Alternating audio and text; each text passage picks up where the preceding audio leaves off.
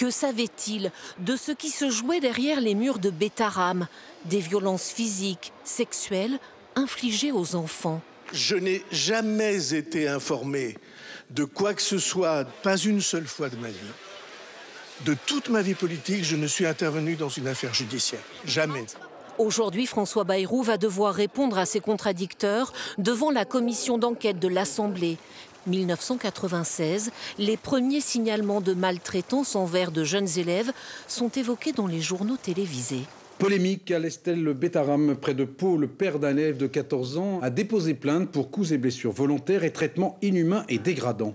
François Bayrou est alors ministre de l'Éducation. Son fils est élève dans l'établissement, sa femme y donne des cours de catéchisme et aurait même assisté à des scènes de violence, selon une enseignante de mathématiques qui officiait à cette époque.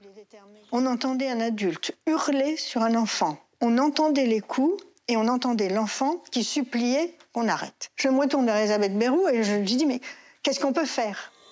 François Bayrou, qui affirme ne pas avoir été informé, a pourtant diligenté une inspection de l'éducation nationale à Betaram.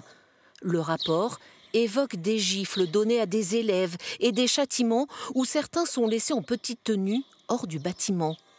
2 ans plus tard, le directeur de l'établissement, le père Caricard, est mis en examen pour viol sur mineur. Il va être exfiltré vers l'Italie avant de se suicider. François Bayrou, qui dit ne pas connaître l'abbé et affirme n'avoir rien su, s'est pourtant rendu chez le juge qui instruisait le dossier. D'après ce dernier, ils ont bien évoqué Betaram. Il est venu me voir pour une raison bien claire.